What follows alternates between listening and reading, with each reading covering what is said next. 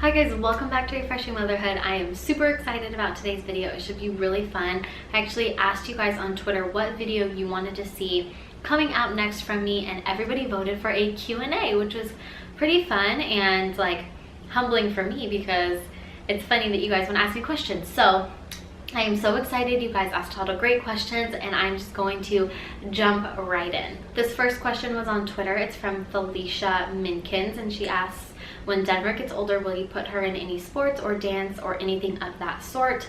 I did gymnastics and dance and cheer growing up. Seth played basketball, so our families are definitely torn, but I'm going to try to let her lead as much as possible. I don't want to like put her in one specific thing. She really loves swim right now, so I'm going to continue her swim lessons and we'll just see kind of what she decides to go to in the future. I probably will shy away from gymnastics and stuff like that because it was really hard on my joints and my body, and I suffer a lot from that now because of what I did when I was so young and like developing.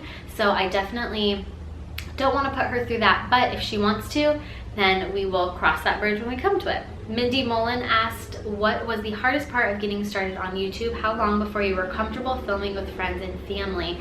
The hardest part about getting started on YouTube was just kind of figuring all of the logistics out. There's so much to know and we're still learning. We've been doing this for a couple years now and every day I learn something new about YouTube and just how to be successful on YouTube and have a successful channel and all of these things. And I think that it really boils down to just doing it because you're passionate about it and because you love it. We definitely took it slow with friends and family. At first we would just like film little clips facing like that way, not really involve them, and then we slowly started getting more comfortable as they started watching our videos more and responding well to them. So it's definitely awkward and uncomfortable, but the more confident you are, the easier it is on them as well. Jen asked, when will you be trying for baby number 2? This is probably my most asked question, and all of you guys need to go watch our vlogs because then you would know the answer to this question. On our vlog, we talked about how we definitely are excited to have another baby, and we feel at this time we're not ready yet. I would love for Denver to be sleeping through the night first, so once that happens, then maybe we will start that discussion. Augustus asked, are you fans of the Ohana Adventure? I am sorry to say I do not know what that is. Clara asked, do you plan on putting Denver into a daycare? I do not. I plan on staying at home and being a stay-at-home mom as all of our children grow up, so I will be doing this for quite a while. Kelly asked, have you ever thought of homeschooling Denver when she starts kindergarten?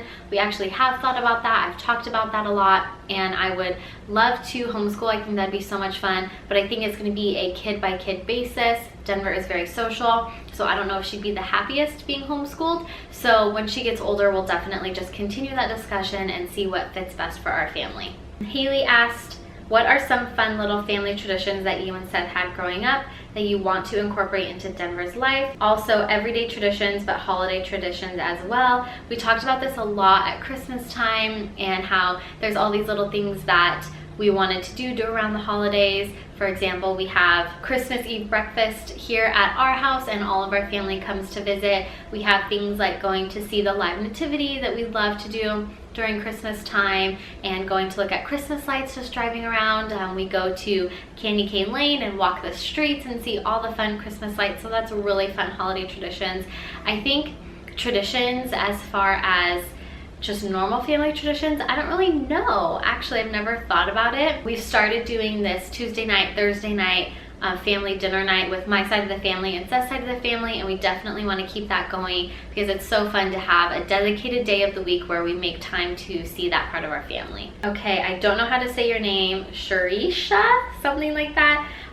What are the occupations you wanted to be when you were a kid? At first, I really wanted to be a veterinarian, and then I realized that you see animals sick and hurting, and that just hurt my heart too bad. And then I transitioned to wanting to be a teacher for a while, and then I definitely wanted to do something in the art field. And starting pretty young, I determined that that was interior design, so it was fun that I was able to go to school for that and kind of continue that passion on before I became a stay-at-home mom. Mama Morton asked, what do you guys farm in your orchard?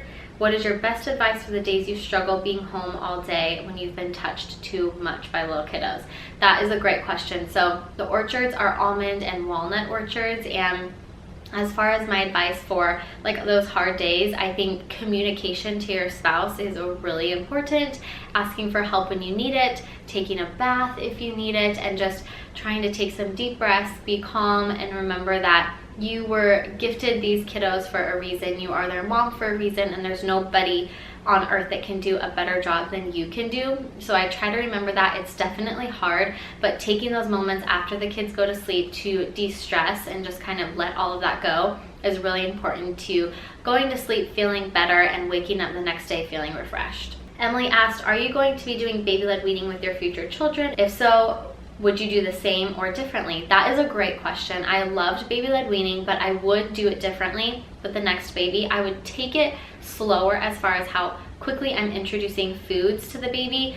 Denver has a food intolerance or food allergy, and that is something we didn't find out until she was way older. So I wish that I would have taken it a little bit more slowly so I could have figured that out early on. And I know so many people recommended that, but traditional baby-led weaning is just you throw it all in there, and as the baby's eating it, they're building up those intolerances to like those allergies, but that wasn't the case for Denver. And so I think that we could have avoided a lot of strife and struggle if we would have figured it out early on. Kay Morris asked, what movie could you watch over and over again and still love?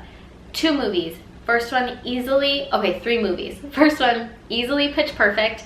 Second one, How to Lose a Guy in 10 Days. I've always loved that movie. And third one, Moana. Savannah asked, who do you think Denver takes after the most? Will you do a what my toddler eats in a day video? I always need ideas for my little one. If you guys want to see a what my toddler eats in a day, I will totally do that. I think that'd be fun. And I think that Denver takes after both of us in different ways. We always joke about how, oh, she got my stomach problems and she got sus this and that. But I think that her features are really split. I think she's a good mixture, and her personality, she definitely has a little bit of everybody in there. I can see moments where she's like each person in our family, and I think that's so much fun. Alicia asked, is it hard to stay connected with each other as husband and wife when you are in a mom and dad mode all the time? That's the hardest thing, is getting into wife mode, not mom mode. That is definitely very hard, especially referring back to that other question, when you have been touched and, you know, just ripped at and my hair's been pulled all day long. I definitely feel like I just need a moment, but I think that it's so important. And one of my YouTube friends, Arianna, I'll have her channel linked down below, this specific video where she did a Q&A as well, and just kind of talked about how giving your kids a healthy marriage is the best thing that you can give them. And so I think about that as a mom, that my responsibility as a mom is also to foster my relationship with my husband. And so that is something that's very important to me, and I take it very seriously. Next question is from Elle, and she asked, was Denver a distracted nurser? And yes, at times. There were times when she did great, and then when she was going through like developmental leaps, she definitely had moments of distraction. But fight through it, push through it, and it will pass, and then she'll go back to being a great eater again. Karen asked, what keeps you sane on the hard mommy days where nothing can seem to calm down a fussy toddler? Movies and sweets and friends. So usually what I do is I lay on the floor with some pillows and blankets, I turn a movie on, and I let Denver crawl all over me, and we watch a movie and we eat some treats, and then I just share with other mom friends in this like a rough stage of life. Like, you guys are part of that. I have friends who I'll just text and saying, I'm having a rough day, it's really hard, and they can relate, and they know exactly what you're experiencing and exactly what you're going through, and it really helps just to feel like you're not alone. If you could go anywhere in the world with Seth and Denver, where would you go? I would really love to go to like New Zealand and like Switzerland. I would also love to take Denver to Hawaii. I think that she would love that. There's so many places that I'd want to go, but I think that those would be my top favorites. Emma asked, when did Denver start sleeping through the night? Did you put her on a schedule? Denver is not sleeping through the night. She still wakes up a few times a night. I am hoping that she's on this schedule of only nursing once at night, although she does have a couple other wake ups, but I'm able to just rock her back to sleep. So she does have a schedule now. Nap times at the same time every day, and bedtimes at the same time every day, and even meals are right about the same time every day, and that's really helpful.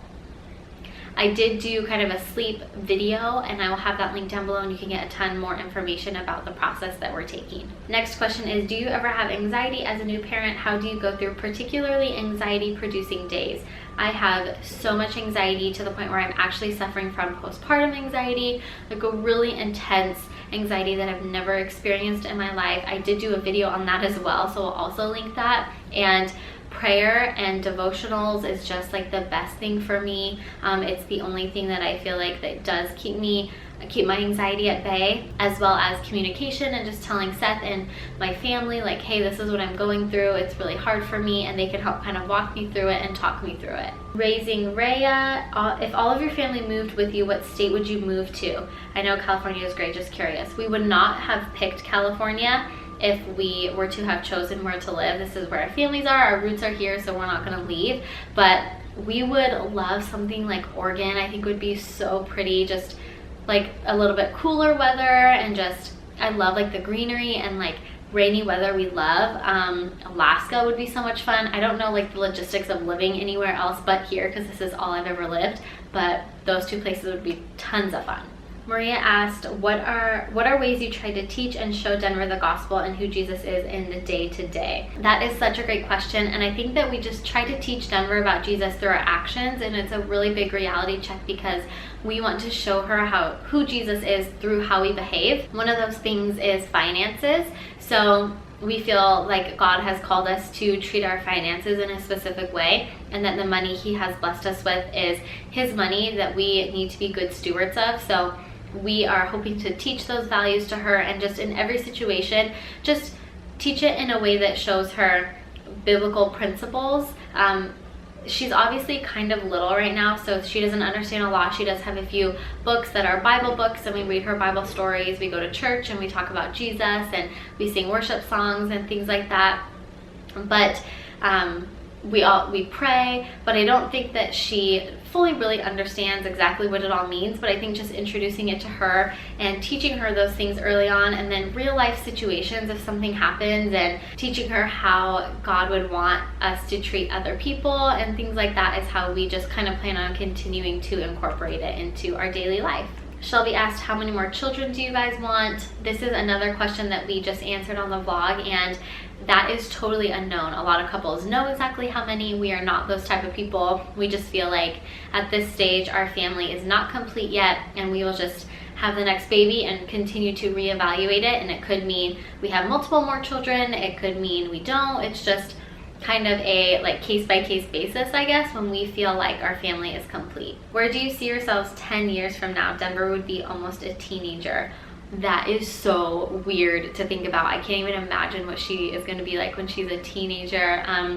I see us in our house, hopefully the one that we built, getting pretty close to paying it off. We are hoping to do a 15-year loan, so that would just be amazing to be able to be just years away from paying off our home. I think that'd be amazing. Hopefully with our family complete, I'd like to have all of my children by then. So that's gonna be really exciting. My next question is, did you ever try the cry it out technique? That is something that did not work for Denver. She doesn't just like whine herself to sleep or get to a point where we felt comfortable just letting her cry. So we did not do that technique, and if you want to see what we did do, I will have that sleep video linked down below. What would you do if you had twins? I do not know. I would be freaked out. I always wanted twins growing up, and fun fact, I actually do have twins on both sides of my family, so there definitely is a possibility, but I would be so scared. I would definitely call my other twin YouTube mamas and be like, guys, give me advice. When did you both become Christians? Seth and I were both raised in Christian homes, so we just kind of were brought up as Christians, and then both of us in elementary school, I think, decided for ourselves, even though we were young, we still decided like we want to like have a relationship with Jesus, and so that's when we just kind of made that decision. This is such a fun question. If you could only pick one major life lesson to pass on to Denver, what would it be? And I think it would be to put others before yourself.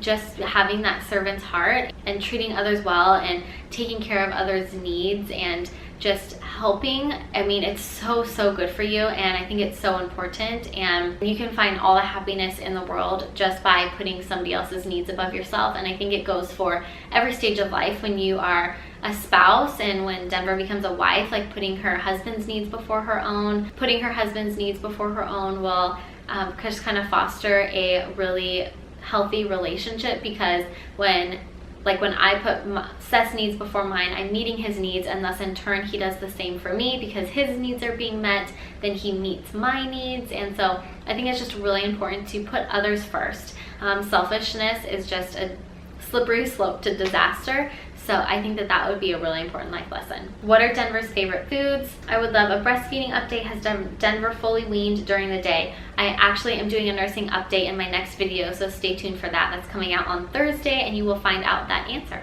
What is one thing you wish someone would have told you about motherhood while you were pregnant? I wish somebody would have told me that I can do it, that I am going to do a great job, and that even though it is hard and it is tiring, that it's wonderful. I think that a lot of people will say things like, and so many people told me this, like, oh, well, enjoy your sleep now, you're never going to sleep again. And that was so discouraging and not uplifting at all, and it became really frustrating to me. And while that is true, like, you just don't sleep the same after you have kids, it wasn't a productive thing to say. So I wish somebody would have told me that motherhood is hard, and there are so many hard and trying times, but it is the most rewarding and beautiful thing you will ever experience, and like get excited for it instead of like treating it like a dooming thing, like, oh, doomsday's coming, you're never gonna sleep again, or, you know, good luck doing, you know, that anymore, like good luck going on dates with your husband, or good luck doing this. It's like, no, like, oh my gosh, like, you are gonna just have so much fun. Like, it is the best thing ever. What age did you guys get married, and how long were you together? We got married when I was 20, right before I turned 21, and then Seth was 23, and we were together for a little over 6 years before we got married. How does Denver sleep when you are not at home? For example, when you're at your parents' house. She actually did really well this past weekend at my mom's house and slept 2.5 hours for a nap.